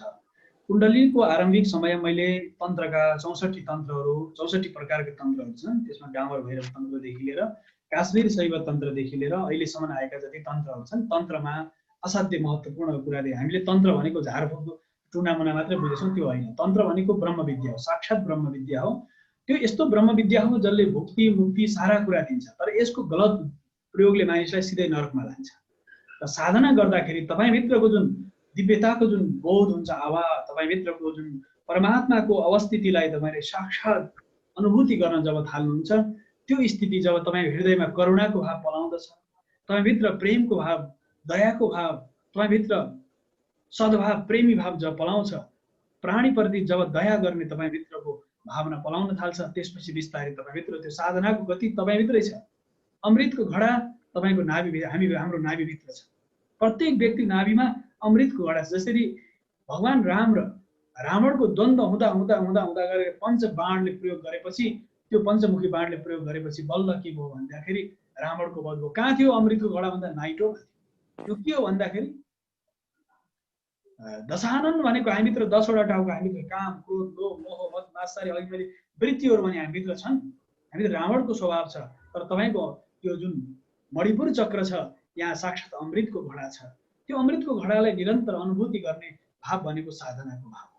तन्त्र शास्त्रमा, योग शास्त्रमा के भनिएको छ भने, तन्त्रसँग सम्बन्धित जति पनि ग्रन्थहरू छन्, तपाईँ शरीर नै एउटा तन्त्र हो। जसरी सासको गतिलाई म सामान्य अभ्यासको एउटा क्रम यहाँलाई निवेदन गर्छु। हामीभित्र जुन सासको गति छ 21,600 पल्ट हामीले सास फेर्छौँ 24 घण्टा। शास्त्रले यो भन्छ। यो मतहरू भिन्न छन्, कसैले 600 कसैले 620 भनेका छन्, कसैले 21,000 भनेका छन्, कसैले 2100 भनेका छन्, तर वास्तव 2100 त्यो जुन 2160 पल्ट यो भेदहरू भन्दैछु। नर्मल तपाईँले सामान्य बुझ्नु भने धेरै भेदहरू छन् है, मैले भेदतिर गइनँ। मैले त्यो सास फेर्ने क्रममा तपाईँको मिनेटमा कतिपल्ट सास फेर्नुहुन्छ। कछुवा सबैभन्दा धेरै बाँच्छ, तन्त्रमा कछुवाको प्रयोग धेरै हुन्छ। तपाईँ जहाँ पनि हेर्नुहोस् तान्त्रिक देवताहरू देवीको मन्दिरमा तपाईँ कछुवा देख्नुहुन्छ। यसको पछाडिको कारण के हो भन्दाखेरि कछुवा सबभन्दा लामो आयु बाँच्छ र उसले 1 मिनेटमा 3 पल्ट सास फेर्छ। 3 पल्ट सास फेर्छ मात्रै। अब 1 मिनेट 1 पल्ट 2 पल्ट 3 पल्ट भन्दा माथि सास फेर्दैन। मान्छेले 1 मिनेटमा कमसेकम 15 देखि 20 पल्ट, स्वस्थ मानिसले कमसेकम 15 पल्ट भन्दा माथि 15 पल्टदेखि 21 पल्ट 1 मिनेटमा तपाईँ अहिले पनि हेर्न सक्नुहुन्छ सास फेर्नुहुन्छ। तपाईँ स्वस्थ हुनुहुन्छ या अस्वस्थ हुनुहुन्छ। त्यो क्रममा तपाईँको सास जब घट्न थाल्छ, तपाईँको सास मिनेटमा यदि 15 पल्ट हुँदैछ भने त्यो मिनेटमा तपाईँ 15 पल्टबाट 14 पल्टमा, मिनेटमा 13 पल्टमा, मिनेट 11 पल्टमा, 10 पल्टमा तपाईँको सास भित्र बाहिर भने तपाईँ 100 वर्ष बाँच्न सक्नुहुन्छ। योगको सामान्य अभ्यासमा त्यो चाहिँ एउटा अभ्यास हो मात्रै। तपाईँ आफ्नो सासको गति जति जति छिटो हुँदै जान्छ मानिसको आयु त्यति त्यति घट्दै जान्छ। एकछिनको लागि तपाईँको यहाँबाट पुग्नु छ, तपाईँले पोखरा पुग्नु छ। एकछिन उदाहरणको लागि पोखरा पुग्नु छ, तपाईँको गाडी पनि त्यही छ, तर तपाईँले स्पिड कतिमा आफुभयो? तपाईँ 100 को स्पिड जानुभयो कि 20 को स्पिडमा जानुभयो कि? जाने ठाउँ त त्यति नै हो, तर तपाईँले स्पिडको मात्रा कति बढाउनु पुग्नु त त्यही छ। जन्मपछि मृत्यु निश्चित छ, तर के भने तपाईँले छिटो यदि गाडी कुदाउनु भयो 100 को स्पिड पुग्नु भने तपाईँ छिटो पुग्नुभयो, छिटो सिद्धिनुभयो। सास पनि त्यही हो। तपाईँ बिस्तारो जानुभयो, तपाईँ टाइम लाग्यो तर बिस्तारै पुग्नुभयो, ढिलै पुग्नुभयो तपाईँ गन्तव्यमा। जस्तै योग पनि यस्तै विषय हो। तपाईँको सासलाई जब हेर्न थाल्नुहुन्छ, जब मिनेटमा तपाईँले घटाउँदै घटाउँदै आफ्नो अवस्थालाई, आफ्नो चेतनाको अवस्थितिलाई, आफूभित्रको जुन सासको गतिलाई पहिले निरीक्षण गर्ने पहिलो अभ्यास नै यही हो। अरू अष्टाङ्गिक जुन मार्ग छ, यम नियम प्राणायाम आदि गरेका, अहिंसा सत्य आस्ति आदि गरेका जुन परम्पराहरू अस्ति आदि गरेका जुन साधना माध्यम छन्, यो अलग विषय हो। तर तपाईँको पहिलो अवस्था के छ भने सासको गतिलाई त भित्र बाहिर गरिरहेको छ। यो अवस्थालाई घटाउँदै जाने। कमसेकम 1 मिनेटमा तपाईँले एकदम स्वरूपमा आउँदा, तपाईँ ध्यान अवस्था हुँदा 1 मिनेटमा 1 पल्ट मात्रै सास आयो भने त तपाईँ 120 होइन 200 देखि 500 वर्ष तपाईँको आयु हुन्छ। किन यो शरीरलाई जबरजस्ती रोकेन होइन, तर एकदमै चित्त इडा पिग्ला र सुसुम्नाको जुन गति छ त्यो अवस्थालाई बिस्तारै बिस्तारै सासको गतिलाई जब तपाईँ घटाउन थाल्नुहुन्छ, तपाईँको आयु वृद्धि हुन्छ, यौगिक बाटोमा जानुहुन्छ। जसरी अहिले सन्ध्याको 8:30 बेलुकाको 9 भन्न आँटिसकेको छ, अहिले तपाईँ सुत्ने बेला हो। निद्रा समाधि स्थिति, तपाईँको सुताइ योग निद्रा हुनुपर्छ। नर्मल मानिसहरू थाके झ्याप्प सुते निदाइदिए, त्यो होइन। सुत्ने बेलामा तपाईँ योग निद्रामा सुत्नु भने बिहान उठ्दा तपाईँ योगी भएर उठ्नुहुन्छ। दोस्रो अभ्यास हो तन्त्र भनिएको छ। पहिलो अभ्यास तपाईँले सासलाई हेर्ने, सासको गतिलाई घटाउने। दोस्रो अभ्यास तपाईँको सुत्दाखेरि तपाईँ योग निद्रामा सुत्ने। राति सुतिराख्नु भएको छ तर योग निद्रामा सुतिराख्नु भएको छ। योग शवासनमा बसेर बिस्तारै निदाएपछि बिस्तारै योग निद्रामा सुत्नुभयो। त्यस बिहान उठ्दा तपाईँ योगको अवस्थामा कमसेकम 6 घन्टा 7 घन्टा अथवा 5 घन्टा तपाईँ जसरी गहिरो निद्रामा सुत्नुभयो, त्यो त तपाईँको गहिरो निद्रा के हो भने योग निद्रा हो। त्यसरी तपाईँ निद्रामा जानुभयो। दोस्रो अवस्था त्यो। तेस्रो अवस्था के हो भने आफ्नो खुट्टादेखि शिरसम्म जति पनि 112वटा चक्रहरू छन्, यो चेतनाका केन्द्रहरू छन्, प्रत्येक बिन्दुहरूलाई स्मरण गर्ने। बुढी अम्लादेखि खुट्टाको एक एक अङ्गलाई ध्यान गर्दै गर्दै गर्दै गर्दै गर्दै गर्दै आएपछि तपाईँ नाइटोमा आउने र एउटा स्थिर बिन्दु कहाँ नाइटो हो, तपाईँको शरीरको बीचको भाग नाइटो हो। नाइटोमा आएर तपाईँले त्यसलाई इच्छालाई त्यहीँ छोडिदिने। त्यस फेरि शरीरको शिरबाट तपाईँले बिस्तारै बिस्तारै बिस्तारै चेतनाको अवस्था लिएर आएर सम्झिँदै आउने आँखा बन्द गरेर नाइटोमा ल्याएर छोडिदिने। यो कहाँ भने मणिपुर चक्रमा जब तपाईँ दुईटै शक्ति जोडिन्छ, त्यो जोडिएपछि तपाईँभित्र त्यो यस्तो चक्र निर्माण हुन्छ। बिस्तारै बिस्तारै तपाईँको चक्र शरीरमा फेरि गतिशील हुन्छ र तेस्रो पद्धति हो। चौथो पद्धति के हो भने तपाईँको जुन यो जहाँ मैले टिका लगाएको छु, आमा दिदी मैले जहाँ टिका लगाउनुहुन्छ, हाम्रो जुन यहाँ यो जुन चक्र छ बडो महत्त्वपूर्ण, हङ र छङ दुईटा अक्षरहरू छन्। यहाँ हाम्रो विशेष गरेर साक्षात जुन आज्ञा चक्र भनिन्छ, त्यो आज्ञा चक्रमा ध्यान गर्ने यो चौथो प्रक्रिया हो। पाँचौं प्रक्रिया तपाईँको सास प्रश्वास भित्र बाहिर गइरहेको छ। जुन सास भित्र पनि गइरहेको छ, बाहिर भित्र गर्ने क्रम छ, त्यसलाई विपश्यना पनि भन्छन्। तर प्राचीन कालमा भगवान कृष्णले अर्जुनलाई भनेको पनि त्यही हो, आफूभित्र हेर विपश्यति, आफूभित्र हेर्ने भन्ने क्रम छ। त्यो भनेको सासभित्र बाहिर जाने क्रम छ। यो क्रमलाई विशेष गरेर ध्यान दिँदै जाने त्यो अवस्थामा जाने अवस्था तपाईँ शून्य हुनुहुन्छ।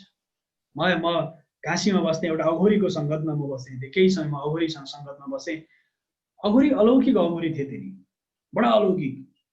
र अघोरीको एउटा बडो दिव्य यो निर्देशन के थियो भने तिमीभित्र गङ्गा छ, म विद्यार्थी काल थियो, तिमीभित्र गङ्गा छ, जमुना छ, सरस्वती छ भने मैले अगाडि त गङ्गा बगिरहेको छु नि त, काशीमा अगाडि गङ्गा बगिराख्नु भएको छ, कहाँ म भित्र गङ्गा, मैले गङ्गा होइन म कहाँ हुन्छु भन्दा पछि जब उहाँले यो तन्त्रसँग सम्बन्धित बोध गराउन थाल्नुभयो अनि यो अनुभूति हो कि वास्तवमा गङ्गा त यही भित्र बगिरहेछ।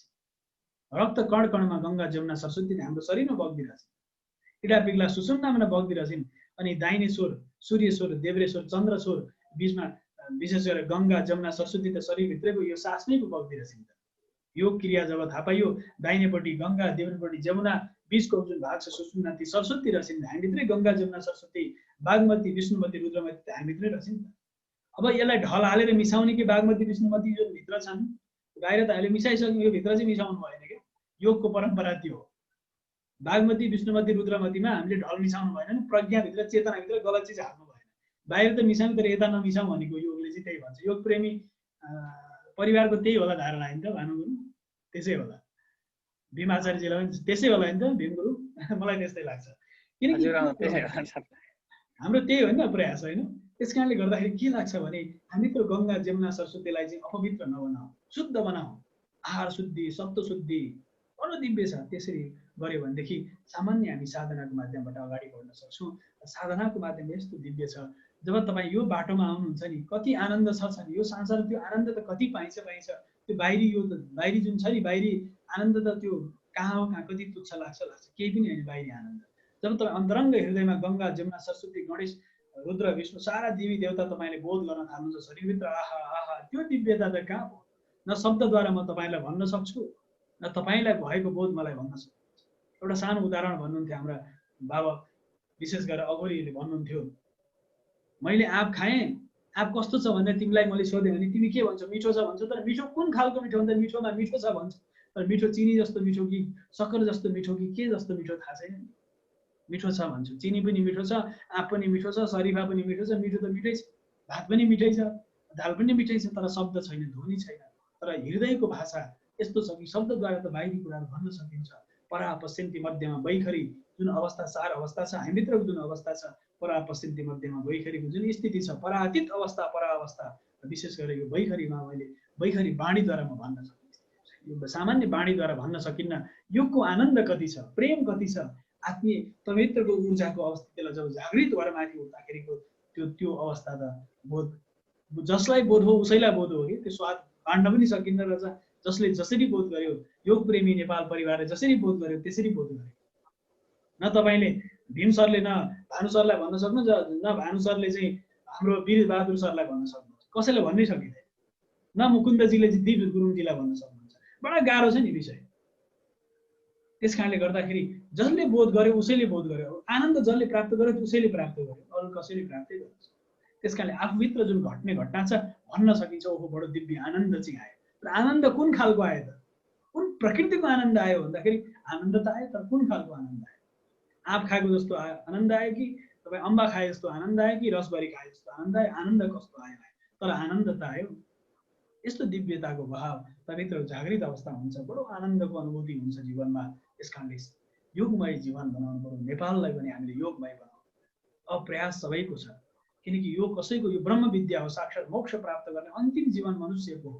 यो अन्तिम जीवन यहाँ यति बेला हामी यहाँ यो गङ्गा जमुना सरस्वतीमा यदि हामीले इडा पिग्ला सुषुम्नामा बागमती विष्णुमती रुद्रमतीमा यदि हामीले फोहोर मिसायौँ भने सिद्धि जिन्दगी फेरि 84 लाखको चक्कर फेरि घुम्ने हो। फेरि 84 घुमेको घुम्यो, फेरि आउन फेरि बडा गाह्रो छ। फेरि मनुष्य जीवन, मनुष्य यौवन यो विशेष यो अवस्था पाउन त बडा गाह्रो छ। त्यस कारणले फेरि उही चक्कर घुमिराख्नु हुन्छ। त्यस कारणले फेरि पनि हामीभित्र त्यो जागरण चाहिँ चाहिएको छ, आध्यात्मिक जागरण। अध्यात्मले हामीलाई अधिआत्मन भनेर भनिन्छ। तभित्रको जुन जागरण छ त्यही हो तन्त्र, त्यही हो मन्त्र, त्यही हो यन्त्र। सारा के हो यो यस्तो दिव्य छ कि कुनै भाषा छैन, कुनै बोध छैन, कुनै केही छैन। तर पनि के छ, त्यो उपनिषदमा भनिएको छ, बडा दिव्य छ। उपनिषदमा एउटा भनाइ छ, का भाषा, त्यो भाषा के हो अध्यात्मको थाहा छैन, के हो भाषै के हो। जसले अभ्यास गर्यो उसैले बुझ्यो। त्यसको के बाणी थाहा छैन, बोली सोली सब बन्द हुन्छ, एकदम मौन। तपाईँ हेरेको हेरे हुन्छ, घन्टौँ हेरेको हेरे, केही न के हो अनुभूति यस्तो हुन्छ कि अनौठो अनुभूति हुन्छ, अचम्म हुन्छ, मैले के अचम्म अनौठो देखेँ भन्ने भाव त त्यहाँ आउँछ। त्यस कारणले यही भाव हो। त्यस कारणले हामी साधनाको बाटोबाट अगाडि बढ्दाखेरि सहज भावमा हामी जान्छौँ र साधना नै आफै पनि अलौकिक अद्भुत रहने गर्दछ। अस्तु डाक्टर साहब, म एउटा जिज्ञासा राख्न खोजेँ मैले। हजुर, मूलाधारबाट सुरु भएको कुण्डली जागरण हुँदै हुँदै हामी सहस्त्र चक्रसम्म पुग्छौँ। त्यहाँभन्दा माथि पनि कुनै चक्र छ कि छैन? त्यहाँभित्र 14वटा वृत्ति छ तपाईँको। माथि पनि बिन्दु, नाद, अनाहत, माथि तपाईँको बिन्दु जुन स्थिति छ नि यहाँ, त्यो माथि अर्धचन्द्राकार, पूर्णचन्द्राकार सारा छ, 14 लोक। त्यहाँ माथि त्यो लोक लोकान्तर यस्तो दिव्य छ। यो सहस्त्रदलभन्दा माथि अझै 14वटा भाग हुन्छ। त्यो बडो दिव्य छ। त्यो त एकदम छ। अन्तिममा त जसरी सत्याण्ड छ, त्यहाँ कस्तो छ नि, ब्रह्माण्ड छ, त्योभन्दा माथि ब्रह्माण्ड छ, करोडौँ ब्रह्माण्डको बीचबाट एउटा नारायणाण्ड छ। त्यो नारायणाण्डको बीचबाट फेरि एउटा आउँदाखेरि त्यो त्यहाँ शिवाण्ड आउँछ। शिवाण्डभित्र फेरि त्यो सत्याण्ड छ। यस्तो विशाल छ। ब्रह्माण्डभन्दा माथि पनि ब्रह्माण्ड माथि नारायण, फेरि त्यहाँ गएर सत्याण्ड, यस्तै गर्दै गर्दै गर्दै माथि पुगिन्छ। कयौँ भावमा 14वटा अवस्था माथि छ। भूर भुव स्व मर्ज मह जन तब सत्यम भन्दा माथिको अवस्था फेरि छ। फेरि उँधो पनि छ, तलातल वितल महातल पातल उँधो अर्को छ फेरि अद्भुत। त्यो त के छ, दिव्य छ नि। जब योगिक क्रियामा जाइन्छ तभित्र सारा 3 लोक 14 भुवन भन्छ नि मानिस, सारा तपाईँभित्र घटित हुन थाल्छ। बाहिरी जगतमा देखिन्छ नि, भित्री जगतमा पनि देखिन्छ। त्यो बडो दिव्य छ। जस्तै बच्चा जन्मिँदाखेरि यहाँ दुख दुख दुख यहाँ उसको चाहिँ आउँछ नि, यो हाम्रो बन्द हुन्छ यहाँनिर यो अवस्था। जहाँ हामी आमा दिदीबहिनीहरूले जहाँ चुल्ठो बाँट्नुहुन्छ, जहाँ बाँध्नुहुन्छ यसरी पछाडिपट्टि, यो भाग भनेको वास्तवमा हामीले शिखा लाउने भनेको प्रत्येकले जनै बाँध्ने, आमा दिदीबहिनीहरूले चुल्ठो बाँध्ने भनेको शक्तिलाई सङ्गठित गर्ने हो। टीका लाउन अनिवार्य किन, शक्तिलाई सङ्गठित गर्ने हो। मन्त्र साधना गर्ने, तन्त्र साधना गर्ने, यन्त्र साधना गर्दा पनि सारा आवश्यकता पर्दछ। त्यस कारणले शरीरभित्र ब्रह्माण्डमा जे जति छ, यद पिण्डे तद ब्रह्माण्डे भन्यो भने जो पिण्डभित्र छ त्यो ब्रह्माण्डमा छ। यहीँभित्र नवग्रह यही शरीरभित्र छन्, 28 नक्षत्र शरीरभित्र छन्। सारा 33 प्रकार, 33 कोटि होइन, 33 प्रकारका देवी देवताहरू, अष्टवसु, द्वादशादित्य अनि 11 रुद्र सारा हामीभित्र छन्। 33 प्रकारका देवी देवता शरीरभित्रै विराजमान छन्। ती 112वटा चक्रमा योगीले अन्तर्याग जब गर्न थाल्छौँ, सारा देवी देवता एक बोध हुन्छ। मूलाधार चक्रमा भगवान गणेश साक्षात् विराजमान हुनुहुन्छ। यहाँ विशुद्धि चक्रमा भगवान शिव साक्षात् पशुपतिनाथ यहीँ विराज हुन्छ घाँटीभित्र। सारा ब्रह्माण्डको जुन यो सहस्रादलमा त सारा 1000 वर्णहरू छन्। यहाँ 1000 कमलको फुल फुलेको छ। आधुनिक भाषामा पोन्स मेडुला र सेरिबेलम भन्ने भनिन्छ। 4वटा मस्तिष्कको अवस्था मान्छेभित्र। ब्रह्माजीको टाउको यहीँभित्र छ। ब्रह्माजीको 4वटा शिर भनेको मस्तिष्क चाहिँ मेडिकल साइन्स फिजियोलोजी पढ्नेलाई थाहा छ। दिमाग 4 अवस्थामा हुन्छ, 4 पार्ट हुन्छ मस्तिष्कको। यो सारा शरीरभित्र छ। ब्रह्मा तपाईँभित्र, ब्रह्माको शक्ति तपाईँभित्र, 4वटा शिर तपाईँभित्र छ। सबकन्सियस माइन्ड र कन्सियस माइन्डको जुन अवस्था छ त्यो तपाईँभित्रै छ। त्यस कारणले यो अलौकिक छ। त्यस कारणले यो चक्र पनि बाहिरी जगतमा जुन देखिन्छ, षट चक्रको मात्रै चर्चा गरियो त 112वटा चक्रको चर्चा छ तन्त्रका ग्रन्थहरू। के छ, दिव्य छ। अस्तु, हस्, आभारी भएँ डाक्टर साहब। यहाँ एउटा जिज्ञासा आएको छ डाक्टर साहब। ओम भन्नुभएको छ। श्री म्यामले चाहिँ सोध्नु भएको छ, मूलाधार चक्र जागृत हुँदै गर्दाको अवस्थाको अनुभूति बारे जान्न पाए आभारी हुने थिएँ भनेर लेख्नु। धन्यवाद। तपाईँभित्र कामको मात्रा समाप्त हुन्छ, क्रोधको मात्रा सिद्धिन्छ, लोभको मात्रा र मोहको मात्रा सिद्धिन्छ। मूलाधार चक्र तपाईँभित्र जब जागृत भयो भने काम वासना पुरै समाप्त, शून्य भइहाल्छ। केही पनि वासनै रहन्छ, वासना त पुरै शून्य। त्यो आवरणमा जुन हुन्छ वासना त्यो समाप्त भइहाल्छ। क्रोध समाप्त हुन्छ, लोभ समाप्त हुन्छ, मोह समाप्त हुन्छ। 4वटा भावहरू छन् त्यहाँ। त्यो समाप्त भएपछि तपाईँभित्र यो उत्तङ्ग चेतना जुन जागृत हुन्छ, तपाईँभित्र बोध हुन्छ। सधैँ तपाईँको मुखमा महको जस्तो स्वाद आइरहेको छ। सुगर भएर होइन, फेरि महको जस्तो स्वाद तपाईँमा आइरहेको छ। महको जस्तो आनन्द गुलियोपन आउँछ। मुखमा रसिलोपन निरन्तर भइरहेको छ। अनि तपाईँलाई जस्तै कुनै घटना घट्नेवाला छ नि, पहिले तपाईँलाई बोध हुन्छ। त्यहाँ गणेश रिद्धि सिद्धि शुभ लाभ छ नि त। त्यहाँ सिद्धि विनायक तपाईँ सिद्धि प्राप्तिको जुन पहिलो लक्षण हो, तपाईँलाई पृथ्वी गन्ध तन्मात्रा, पृथ्वी हिँड्दाखेरि तपाईँलाई हल्का हल्का अनुभूति हुन्छ। म त्यो विषय भन्दिनँ, त्यो फेरि भन्न थाल्यो भने मानिसले फेरि त्यसले ठुलो भ्रम सिर्जना गर्छ भनेर बोध आभास हुन थाल्छ। र यो फेरि ब्रह्म ज्ञान हो, गुरु परम्पराबाट आएको ज्ञान हो। मैले यहाँ सामने बस्केँ, यो गुरु परम्पराबाट बुझिएका ज्ञानहरू। यो शास्त्रमा तपाईँको भेटिएका पनि जति भेटिन्छन् तन्त्र ग्रन्थ, त्योभन्दा बाहिर गुरु परम्पराबाट आएको ज्ञान शास्त्रमा भएका ज्ञानहरू भनेका तपाईँ 70% छन्, 30% गुरु परम्पराबाट थाहा पाउन सकिन्छ। यस्ता पनि छन्, हेर्नुहोस्, यो यसको कुनै भाषा छैन। 70% तपाईँले शास्त्रबाट, ग्रन्थहरूबाट, तन्त्र मन्त्र इत्यादिबाट पाउनुहुन्छ भने 30% तपाईँले गुरु परम्पराबाट थाहा पाउनुहुन्छ यस्ता ज्ञानहरू। त्यस कारणले गर्दाखेरि मूलाधार चक्रको जुन गति छ त्यो त जागृत हुँदै आएपछि त्यो के हुन्छ अलौकिक। श्री म्यामलाई नमन छ, उहाँको प्रश्न दिव्य थियो। धन्यवाद। अब समय पनि धेरै भयो होला, हाम्रो सत्सङ्गको समय यो पनि अलिकति रात्रि आज एकादशी रात्रिको समय छ। डाक्टर साहब यहाँ हाम्रो अध्यक्षज्यूले पनि केही जिज्ञासा राख्न खोज्नु भएको छ। खेटरा सर। हजुर, धन्यवाद नासाजी। गुरु, मैले एउटा जिज्ञासा राख्न खोजेँ। यो चक्रहरूको जब शोधन हुन्छ त्यो चाहिँ एउटा चक्र शोधन भइसकेपछि अर्को बिचमा त्यसलाई स्किप गर्दै अर्को अनि अर्कोलाई स्किप गर्दै अर्कोमा त जान्छ कि अथवा बिस्तारै बिस्तारै त्यो क्रमशः जान्छ? हजुर, जागृत जस्तै कुण्डलिनी भनेको सर्व कुण्डल मारेर बसेको 2.5 फन्का, तर तल जुन मूलाधार चक्रमा कुण्डली 2.5 फन्का शिवलिङ्गको स्वरूप छ। त्यहाँ शिवलिङ्गमा भगवान शिवलिङ्गमा नागले बेरिएको हुन्छ नि प्रायः, हेर्नुहोस् न, त्यो त तपाईँको सिम्बोलिक हो बाहिर शिवलिङ्ग। तपाईँको जुन मूलाधार चक्रमा साक्षात् शिवलिङ्ग विराजमान हुनुहुन्छ। 2.5 फन्का आएर इडा पिग्ला सुसुम्ना त्रिवेणी त्यही छ। गङ्गाजल हामी चढाउँछौँ नि, बाहिरी कर्मकाण्डमा हामी गङ्गाजल चढाउँछौँ, कहाँ भन्दाखेरि शिवलिङ्गमा जलमा चढाउँछ नि। हामीभित्रको जुन स्नान गर्दाखेरि यौगिक स्नानमा के हुन्छ नि, त्यो मूलाधार चक्रमा रहेको जुन शक्ति छ इडा पिग्ला र सुसुम्ना, त्यो सुसुम्ना जागृत हुँदाखेरि तरङ्गित त सबै चक्रहरू तरङ्गित भइहाल्छ। मूलाधारदेखि सिधै सहस्रसम्म एकैपल्ट तरङ्गित हुन्छ। किन त्यो जागृत अवस्थामा आउँछ नि त। नागको जुन सर्पको आकार हो नि, कुण्डलिनी मारेर बसेको सर्प आकार जुन नाग छ एकैपल्ट इडा पिग्ला सुसुम्ना तरङ्गित हुन्छन्। सबै चक्रहरू तरङ्गित चाहिँ हुन्छ, करेन्ट सबैतिर प्रवाहित हुन्छ। तर मूल बेस चाहिँ कहाँबाट सुरु हुन्छ? मूलाधार चक्रबाट सुरु हुन्छ। त्यसको साधनाको मूलाधार चक्रबाट उठ्छ त्यो चक्र, बिस्तारै बिस्तारै माथि उठ्छ।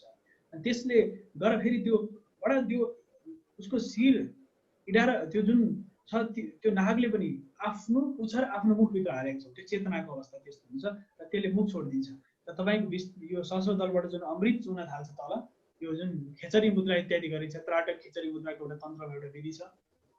खेचरी मुद्रा त्राटक गरिन्छ, जो जिब्रो पल्टाएर गरिराखेर त्यो बोध हुन र अमृत बिन्दुको बोध हुन थाल्छ। सबै चक्रहरू गतिशील हुन्छ। तर मूलाधार चक्र त्यसको मूल प्रस्थान तपाईँको घरबाट यात्रा सुरु हो भन्ने यसरी बुझ्नुपर्छ। घरबाट तपाईँ पशुपतिनाथ निक्लिनु नि, घरबाट तपाईँले पहिलो कदम सुरु गर्नुभयो। तपाईँ गन्तव्य पशुपतिनाथ, भगवान पशुपतिनाथ हो भने तपाईँले हिँड्ने यात्रा सुरु गर्नुभयो। बाटो तपाईँ नाप्न थाल्नुभयो भने जस्तै कुण्डलीले आफ्नो गति सुरु भयो। त्यति बेला यस्तो अलौकिक बोध हुन्छ कि अब त्यो त्यसको कुनै उ छैन। भाव यस्तो हुन थाल्छ कि शब्दद्वारा वर्णन गर्न सकिन्न। त्यस्तो तपाईँलाई आनन्द, यति आनन्द कि अब त्यो आनन्द सायद कहीँ पाएकै छैन, त्यस्तो आनन्दको बोध हुन थाल्छ। अब मूलाधार चक्र जागृत हुँदा त्यो बिस्तारै जब तपाईँ मणिपुरसम्म पुग्नुहुन्छ, स्वादिष्ठान मणिपुर पुग्दा नपुग्दै तपाईँलाई त्यो यस्तो लाग्न थाल्छ कि संसारले तपाईँलाई अलिकति त्यो असहज मान्न थाल्छ। बडा आफ्नो चेतनालाई तल झार्दै अडिनुपर्छ। त्यो बडा अर्कै विषय छ फेरि यो विशेष। हामी फेरि यो सत्सङ्ग भन्दा पनि फेरि हामी फेरि सत्सङ्ग जुन शारीरिक रूपमा हामी जो भेट्छौँ त्यसमा सत्सङ्ग गर्नुलाई विषय छ। र हामी सशरीर जब भेट्छौँ त्यति बेला यो विषय चर्चा गरौँला, त्यसको बोध कसरी हुन्छ त्यो विषयमा पनि चर्चा गरौँला। अहिले चाहिँ मैले यति मात्रै भन्ने निवेदन गरेँ। धन्यवाद हजुर। अनि एउटा अर्को सानो जिज्ञासा छ हजुर। जस्तो यो मृत्यु हजुरले भन्नुभयो जस्तो पोखरासम्म जानु छ भने त्यो फिक्स छ मृत्यु चाहिँ, तर त्यसलाई अब ड्युरेसन चाहिँ बढाउने अथवा घटाउने चाहिँ हाम्रो श्वास प्रश्वासमै दिन्छ भन्नु भएको हो। हजुर हजुर, बडो धन्यवाद। नाम पनि योग प्रेमीजी, तपाईँलाई धन्यवाद। यहाँको शुभ नाम के भन्नु हो? मेरो खेटराज मैनाली। ए मैनाली सर, आज त प्रमुख अतिथि पनि तपाईँ हुनुहुन्छ। सरी, मैनाली सर, मैले यतातिर हुन्छ। मैनाली सर वास्तवमा प्रमुख अतिथि हजुर हो। Mainali sir, okay. खास के छ भने तपाईँले जुन निश्चित जुन छ आफ्नो गतिलाई समय त्यति नै हो, तर सासको गतिलाई तपाईँले जब नियन्त्रण गर्न थाल्नुहुन्छ, सासको गति भित्र बाहिर गर्ने जुन क्रम चलिरहेको छ, यो क्रमलाई जब घटाउन थाल्नुहुन्छ तपाईँ, आयु बढ्दै जान्छ, यात्रा धीरे सुस्त हुँदै जान्छ। तपाईँको हामीले लिने जुन शुद्ध अक्सिजन छ, हामीले फ्याँक्ने जुन कार्बन डाइअक्साइड छ, अक्सिजन हामीले लिँदाखेरि शरीरको सारा सेलहरू र साथसाथै सम्पूर्ण यो सक्रिय हुँदै जान्छन्। र तपाईँको सीमितभन्दा कछुवाले जसरी सास फेर्छ 1 मिनटमा 3 पल्ट 300 वर्ष लाग्छ। जब हाम्रो सासको गति तीव्रतर हुन थाल्छ, क्रोध उत्पन्न भयो भने हामी सास सुहा सुहा गर्छौँ, आँखा नाक मुख सब रातो रातो हुन्छ नि, सास बढ्छ नि, सास आएर पुग्नु फाफा फुङ गर्छौँ नि। एकदम कछुवा शान्त हुन्छ, शाकाहारी हुन्छ, शान्त हुन्छ, उसले मिनेटमा 3 पल्ट सास फेर्छ, 300 बाँच्छ। कुकुरले फाफा र फुङ गरेर सास फेर्छ, उसको आयु कम हुन्छ। जति धेरै छिटो सास फेर्छ त्यति मान्छेको आयु घट्दै जान्छ। त्यस कारणले यौगिक क्रियामा के हुन्छ, सासको गतिलाई नि हामीले बिस्तारै ध्यान दिँदै जाने, हेर्दै जाने। तपाईँको सास कति मिनटमा कति जान्छ, त्यो वर्षौँ लाग्छ, हेर्नुहोस्, वर्ष लाग्छ, वर्षौँ लाग्छ। र लामो समयपछि तपाईँलाई आवाज हुन थाल्छ, त्यो रोग शोक पीडा सब शरीरबाट निक्लिँदै जान्छ, सबै कष्टहरू निवारण हुँदै जान्छ, दुखाइ पीडाइ पोलाइ घोचाइ सारा कुरा निक्लिँदै जान्छ। र सासको गतिलाई जब हामीले हाम्रो नियन्त्रणमा गर्छौँ, जब हाम्रो चित्तलाई लगेर जब हामीले चाहिँ आज्ञा चक्रमा राख्न थाल्छौँ, त्यसपछि बिस्तारै बिस्तारै हाम्रो गति चाहिँ आयु वृद्धि हुँदै जान्छ। र तपाईँले धरतीमा बस्ने समय बढाउँदै जान्छ, त्यो ड्युरेसन बढ्दै जान्छ। धरतीमा बस्ने समय तपाईँ 80 वर्ष थियो नि त, 81 वर्ष 82 83 हुँदै हुँदै 100 वर्षसम्म पुग्छ, 120 वर्ष पुग्छ, त्यो आयुको अवस्था बढ्दै जान्छ। फेरि यसमा के छ भने 3 खालको सिद्धिको लक्षण छ। एउटा चाहिँ तपाईँको साधना सिद्धि, एउटा विद्या सिद्धि, एउटा कृपा सिद्धि हो भनेर भनिन्छ। साधनाबाट प्राप्त हुने सिद्धि जन्म जन्मान्तरबाट आएको जुन संस्कार छ त्यसले तपाईँलाई त्यो स्थितिमा लान्छ। एउटा यस्तै योग प्रेमी नेपाल परिवार जस्तै सत्सङ्ग गर्दै गर्दै गर्दै आत्मन्न हुने, यो गुरु परम्परा गुरु कृपाबाट एक आपसमा आदान प्रदान गरेर हुने एउटा परम्परा, यो विशेष गरेर साधना हो। यो साधना सिद्धि हो, सामूहिक साधना, सामूहिक चेतना एउटा अवस्था भने। एउटा चाहिँ तपाईँको एउटा यो सामूहिक साधना गरिन्छ, यो विद्याबाट ज्ञानबाट गुरुबाट पाउने यो अवस्था, यो ज्ञानबाट प्राप्त हुने विषय हो। एउटा चाहिँ जन्म जन्मान्तरदेखि नै आएको कृपा सिद्धि पनि हुन्छ। त्यसरी सिद्धिका यस्ता धेरै लक्षणहरू छन्। तीनवटा लक्षणको बारेमा मैले यहाँहरूको सामने र यो विशेष गरेर सासको गति नै मूल हो। यस प्राण उपनिषदमा भनिन्छ यो नै प्राण हो, यो नै जीवन हो, यो नै सबै थोक हो, यो निक्ल्यो भने निक्ल्यो। मानौँ न अहिले म यति बोलिरहेको छु, यसले विशेष गरी यो सास भित्रको भित्र भयो भने चट, यदि सास बाहिर बाहिर पनि चट। हेर्नुहोस् त, यदि यो भित्र बाहिर नगरिदिनु भने हामी चट, एकछिन चट्ने मिनट सेकेन्ड लाग्दैन यो चट। र यो गति मृत्यु जीवन, मृत्यु जीवन, जीवन मृत्यु, जीवन मृत्यु चलिरहेछ। सोहम सोहम सोहम सोहम सोहम भनेर सम्झाइरहेछ, सोहम सोहम भनेर सम्झाइरहेको छ निरन्तर रूपमा।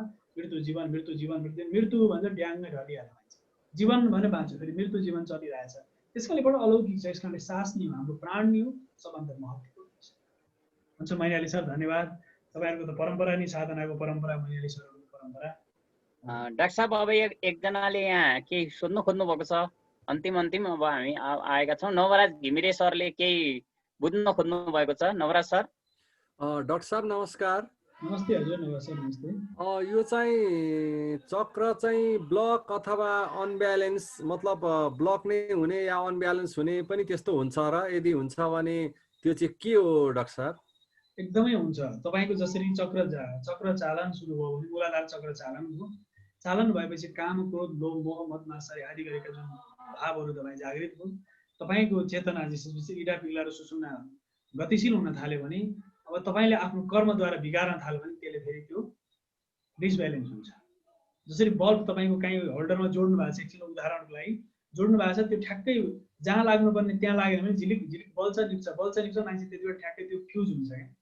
अनि चक्र पनि योग्य गुरुको निर्देशनमा, जानकार व्यक्ति योगीहरूको निर्देशनमा गर्नुपर्छ। सुरुवात चाहिँ त्यसरी गर्नुपर्छ। अभ्यास गर्ने, ध्यान गर्दा कसैलाई दोष छैन, सबैले ध्यान गर्न सक्नुहुन्छ। ध्यान गर्दा मूलाधार चक्र ध्यान गर्ने, तपाईँ स्वादिष्ठानदेखि लिएर सहस्रदलसम्म पुरै ध्यान गर्न सक्नुहुन्छ। तर त्यो गर्दा गर्दै चक्र चालन जन्म जन्मान्तरको संस्कार छ नि त, त्यसमा मनुष्य भएर जन्मेका छौँ हामी। जन्म जन्मान्तरको संस्कार नहुन्थ्यो पशुमा जान्थ्यौँ हामी। त्यो यौगिक संस्कार, हामी प्रत्येक मनुष्यभित्र यौगिक संस्कार छ, त्यस कारणले मनुष्य भएर जन्मेका हौँ। मनुष्य भएर जन्मेपछि त्यो आफै त्यो बिस्तारै भगवानको कृपा, देवताको आशीर्वाद, गुरु कृपा साथसाथै गर्दा जन्म सिद्धि, जन्म जन्मान्तरमा तपाईँ चक्र सिद्धिको अवस्थामा तपाईँ मानौँ न, पहिलो जन्ममा तपाईँको मूलाधार चक्र जागृत भएर स्वादिष्ठानसम्म हुनुहुन्थ्यो भने फेरि तपाईँ अर्को यो जन्ममा तपाईँले स्वादिष्ठानबाट फेरि यात्रा सुरु हुन्छ। अलिकति चलाएपछि त्यो फट्टे माथि उठिहाल्छ। कसैलाई त्यही मूलाधार चक्र जगाउनलाई वर्षौँ लाग्न सक्छ भने योगी तपाईँ यो पूर्व जन्म योगी हो भनेदेखि तपाईँको स्वादिष्ठान चक्र गएर यहाँ अड्किराखेको छ, तर योगतिर लाग्नु, भोगबाट मुक्त भएर योगतिर लाग्नु भने फ्याट्टै 2 दिन पनि लाग्दैन माथि उठ्नलाई। हामीसँग एकजना मित्र पढ्नुहुन्थ्यो बनारसमा, मलाई याद छ, उनी पछि विवाद हरायो, उनी शरीर छोडे भन्ने लाग्छ मलाई। उनी के थियो भने सामान्य हामी योग सिक्ने क्रममा हामी थियौँ, त्यति बेला उनले के भन्यो भने पूर्व जन्मदेखि उहाँले भन्नुहुन्थ्यो अलौकिक प्रतिभाको मान्छे, कुनै पनि किताब सरल पढ्ने, एक दिन पढेर सिधाइदिनु छोडिदिनु बस। अनि के भने मैले पहिले नै पढेर आएको भन्ने परीक्षामा पनि जहिले पनि दोस्रो त हुँदैन भने त्यस्तो अलौकिक थिए ती मान्छे। पछि बिस्तारै शास्त्रीको परीक्षा दिने बित्तिकै तिनी बेपत्ताबाट हराए।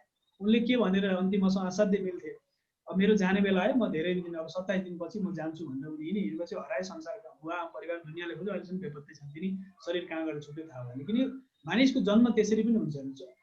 चक्र भनेको त्यो जागृत भइसकेपछि फेरि यो मोह माया प्रपञ्च यो संसारबाट मान्छे सट्टै उठिहाल्छ, मुक्त भइहाल्छ, मुक्त बुद्धको स्थितिमा पुग्दछ। त्यस कारणले यो चक्र चालन चाहिँ तपाईँको पूर्व जन्मको संस्कार पनि बडो महत्त्वपूर्ण हुन्छ यो जन्ममा। त्यस कारणले गर्दाखेरि नै मैले सुरुमा भने इडा पिग्ला सुषुम्ना बागमती विष्णुमती रुद्रमती जुन शरीरभित्र छ त्यसलाई चाहिँ दूषित गर्नु भएन, विभिन्न प्रकारको परिपञ्चले दूषित पार्नु भएन भन्ने सन्दर्भ हो। तसर्थ हामीभित्रको जुन जागरण छ त्यसको लागि विशेष गरेर जागरणको अवस्थाबाट हामीले ध्यान गर्दै गर्दै गयो भनेदेखि त्यो चक्र डिसब्यालेन्स हुँदैन, डिस्टर्ब हुँदैन। किन भक्ति मार्ग, त्यस कारणले योगीहरूले भक्ति मार्ग भन्नुभयो। भक्ति मार्गले मात्र चाहिँ ध्यान गरिराख्यो भने परमात्मा कृपा हुन्छ, उठाइहाल्नुहुन्छ नि। आफ्नो सन्तानलाई, आफ्ना मातापिताले सन्तानलाई कहिले दुखी होस् कहिले समाप्त होस् भन्दै भन्दैन। त्यो अलौकिक महामाया जो राजेश्वरी मृडानी रुद्रानी भवानी ती भगवती पराम्बाले कहिले तपाईँको सन्तानलाई त कहिले हे दृष्टिले हेर्नुहुन्न, उसले झ्यापै समातेर उठाइहाल्नुहुन्छ। जसरी नानी लड्न आँट्यो, तपाईँको छोराछोरी सँगै हिँड्दै हुनुहुन्छ, झ्याप लड्न आँट्नुहुन्छ, च्याप्पै देउताले समातेर झेरेपै उठाउँछन्। किन भन्दाखेरि यो चाहिँ पूर्ण विश्वस्त छु यो विषयमा चाहिँ, बडा अलौकिक छ, यो सामान्य विषय छैन। त्यस कारणले गर्दा तपाईँको जुन साधनाको बाटो छ निरन्तर ध्यानको माध्यमबाट अगाडि बढ्दाखेरि कहीँ डगमगाउन आँट्नु भयो भने त्यो कुनै न कुनै माध्यमबाट तपाईँले त्यो मार्ग चाहिँ पाउनुहुन्छ। डाक्टर साहब धेरै धेरै धन्यवाद। अब धन्यवाद भन्दा हामीसँग अरू धेरै यहाँ दिन लायक अरू केही नै छैन। त्यही पनि अब मलाई यहाँ धेरै म्यासेजहरू आएका छन्। डाक्टर साहबका यी अमृत रूपी वचनहरू हामी फेरि अर्कोचोटि अर्को विषयमा पनि लिन पाइन्छ कि भनेर मलाई धेरै म्यासेज आएका छन्। त्यही भएर अहिले नै अब हजुरलाई पछिको लागि पनि हामी सम्पर्कमा रहनेछौँ भन्दै आजको हाम्रो यति महत्त्वपूर्ण कुण्डली जागरण सहितका जिज्ञासाहरूलाई मेटाइदिने कोसिस गर्नुभएको छ। हामी धेरै आभारी छौँ। र अब रात पनि छिप्पिँदै गएको छ, त्यसैले आजको कार्यक्रमलाई अब हामी अन्तिम अवस्थामा छौँ। आजका हाम्रा प्रमुख अतिथिज्यू अनि अतिथिज्यूहरू सम्पूर्णलाई धन्यवाद ज्ञापन सहितका आफ्ना विचारहरू राखिदिनु हुन